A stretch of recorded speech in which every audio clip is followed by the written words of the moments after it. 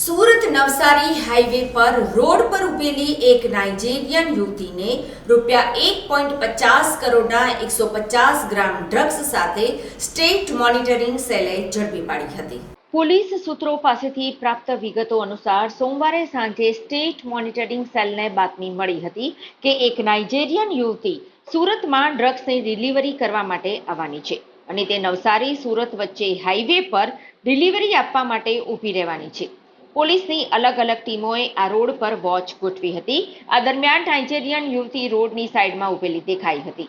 મહિલા પોલીસને સાથે રાખીને સ્ટેટ મોનિટરિંગ સેલે આ યુવતીની ઝડપી લેતા તેની પાસેથી 1.50 કરોડની કિંમતનું 150 ગ્રામ ડ્રગ્સ મળી આવ્યું હતું। તેની પૂછપરછ કરતા તેણે પોલીસને જણાવ્યું કે હું તો માત્ર ડિલિવરી કરવા માટે જ આવી હતી। ડિલિવરી લેવા કોણ આવવાનું હતું તે મને ખબર નથી। મને તો લોકેશન સાથે એટલી જ સૂચના આપવામાં આવી હતી કે લોકેશન પર જઈને ઊભા રહી જવાનું છે, એટલે ડ્રગ્સ લેવા માટે કોઈ આવી જશે। આ ડ્રગ્સ મુંબઈથી લાવવામાં આવ્યું હતું।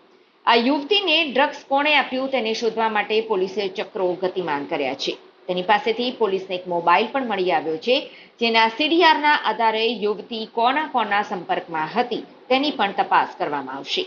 યુવતી પાસેથી પોલીસે નાઇજીરિયન પાસપોર્ટ પણ કબજે લીધો છે। મોડી રાત્રે પોલીસે ગુનો નોંધી વધુ તપાસ હાથ ધરી છે। મુંબઈથી આવેલી આ યુવતી પોલીસને શરૂઆતમાં ગોળ જવાબ આપતી હતી। તે જે કારમાં આવી હતી તે ઓલા કેબ હતી। પોલીસે ડ્રાઈવરની પણ પૂછપરછ કરી હતી, જેમાં ખબર પડી કે તે મુંબઈથી આવી હતી। મુંબઈમાંથી કયા વિસ્તારમાંથી તે કારમાં બેઠી હતી અને તે વખતે તેની સાથે કોણ હતું તેની પણ તપાસ કરવામાં આવશે।